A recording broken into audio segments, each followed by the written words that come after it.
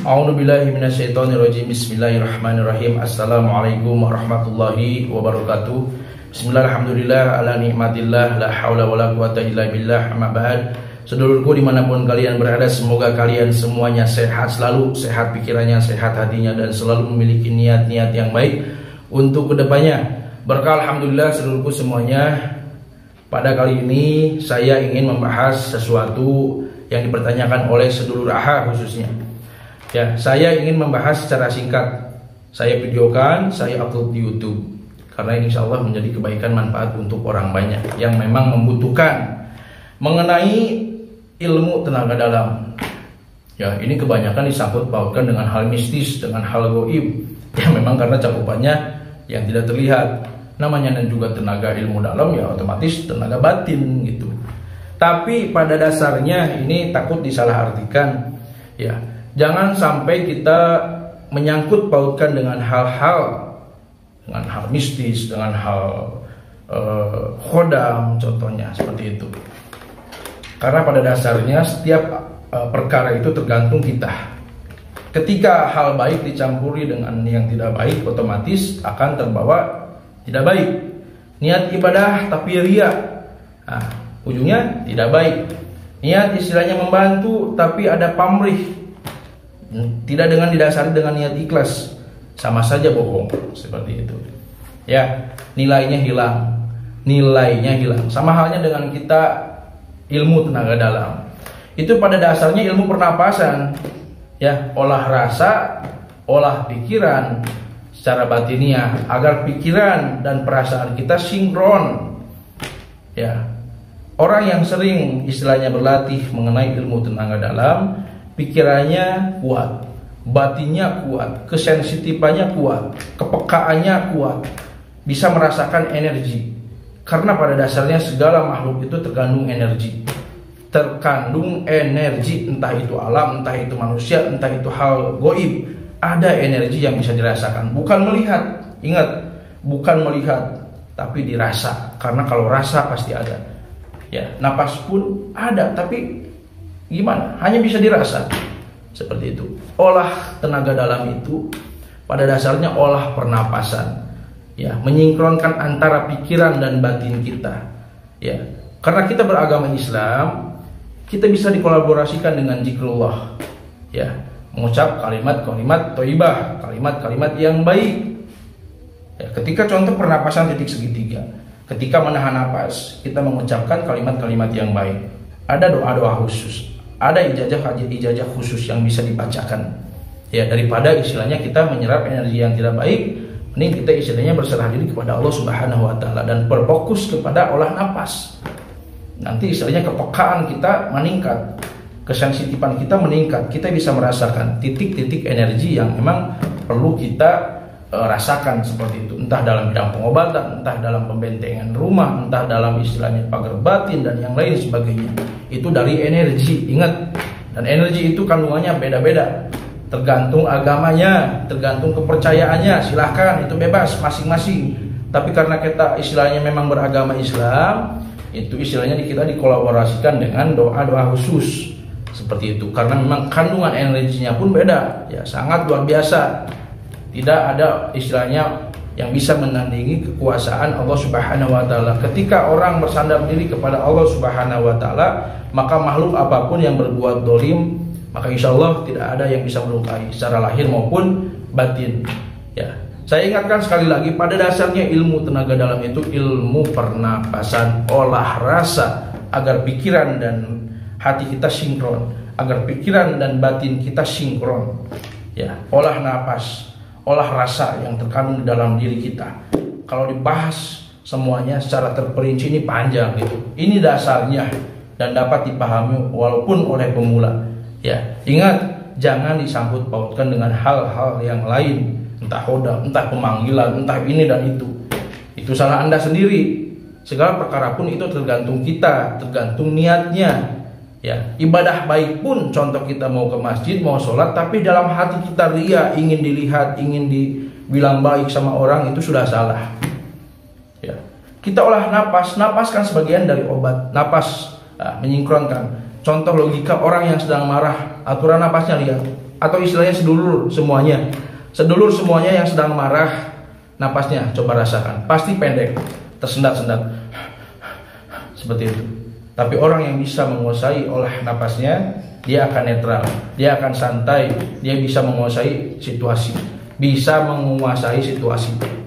ya, ketika marah bisa dikendalikan, bisa disalurkan energinya ke hal yang lain, ke arah badan yang lain, entah ke mata, entah ke tangan, entah ke suara, itu bisa, entah ke batinan, secara batiniah.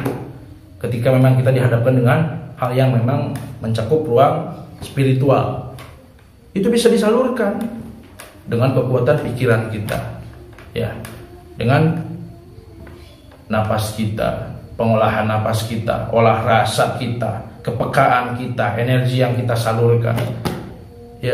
Jadi istilahnya jangan bersandar ke hodam, ke jimat dan yang lain sebagainya. Malah itu istilahnya kurang esensinya, ya, kurang menurut saya, ya, kurang seninya gitu. Ngapain kita bersandar ke hal yang kayak gitu? Toh kita istilahnya punya sandaran yang lebih hebat, sandaran yang lebih kuat, Allah Subhanahu wa Ta'ala, tidak ada yang lain, ya. Bisa seperti itu, terserah. Kata saya juga, yang mau pakai ini itu terserah, itu bukan ruang lingkup saya. Biarkan, nggak usah kita istilahnya urusi, mau ngapain, dia yang rasakan sendiri. Cuman orang yang istilahnya mengambil ijab pembersihan ke saya, yang memang pernah belajar dalam hal kebatinan tapi salah jalur yang ditempuhnya, saya riset, saya bersihkan atas nama ibadah, ingin bertobat, ingin pindah ke jalurnya, ingin membuang hal-hal negatif dalam dirinya, dalam tubuhnya, ingin membuang hal-hal istilahnya barang-barang yang disimpannya, entah barang-barang yang diisikan ke badannya, entah hal-hal makhluk yang diisikan ke badannya, dibersihkan dengan nama Allah, semuanya bersih. Dirasakannya apa? Ketika orang yang bersandar kepada hal-hal tersebut, cemas, resah, gelisah, was-was, tidak karuan, kepada hambar semuanya, kehidupan serasa tidak berwarna, ya, serasa mentok, kehidupan serasa seperti itu saja. Karena itu landasannya segala perkara juga tergantung niat. Innamal a'malu binniyat. Ingat, niat itu pondasi utama, ya. Niat itu memang perlu diwajibkan dalam hal kebaikan. Karena saya pun selalu bertanya, apa niat, tujuan, tekad? Ingin belajar ilmu hikmah, ingin istilahnya belajar ilmu pernapasan, tenaga dalam dan yang lain sebagainya. Ketika orang itu normal bahasanya, saya arahkan. Ketika orang itu pembahasannya tidak normal, Kang, saya ini, pengen istilahnya diisi ini, baru saya istilahnya arahkan dengan tegas seperti itu. Bahwasanya hal seperti itu bakal merusak, ya, bakal merusak. Karena makhluk seperti itu pada dasarnya menyesatkan. Jadi kita yang harus kokoh dalam niat, tekad, tujuan, harus dalam kebaikan. Ingat, sekali lagi saya ingatkan, saya tekankan, tenaga dalam itu olah pernapasan, menyingkronkan antara pikiran dan batin kita, menyingkronkan perasaan kita, ya, kepekaan kita, energi yang terkandung di dalam diri kita, di sekitar kita, energi yang kita serap dikolaborasikan dengan doa-doa yang baik, ijazah-ijazah khusus dengan tata cara yang baik, seperti itu. Jadi istilahnya jangan sampai inilah, udah, jangan disangkut pautkan dengan hal-hal yang memang tidak diridhoi oleh Allah Subhanahu wa Ta'ala, ya. Karena pada dasarnya merusak, udah, ini seperti itu aja. Pada dasarnya ketika bersandar ke hal yang lain pasti merusak. Apalagi perkara hal gaib, harus dihati-hatikan, harus diwaspadai. Jangan sampai niat kita terkotori, niat baik, tujuan baik, hasilnya pun kebaikan. Begitupun sebaliknya. Di samping itu wajib ada pembimbingan, harus ada pembinaan, adanya pengarahan, adanya pembinaan.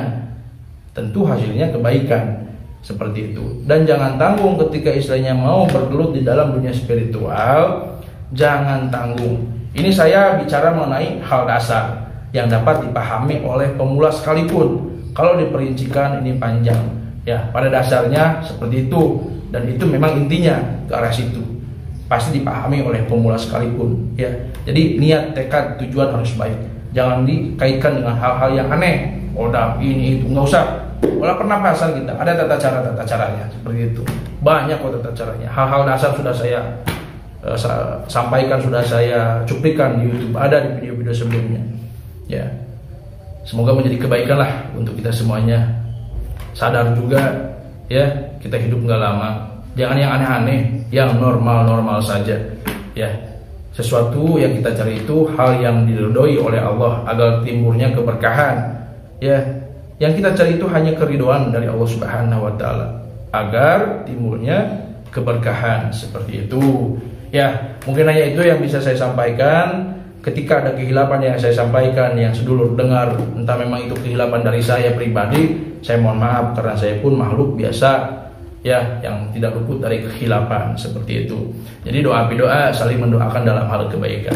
Dan setiap kebaikan yang saya sampaikan itu semuanya murni datangnya dari Allah Subhanahu wa taala. Mungkin hanya itu, saya tutup. Akhirul kalam, wabillahi taufiq wal hidayah. Wassalamualaikum warahmatullahi wabarakatuh. Salam seduluran.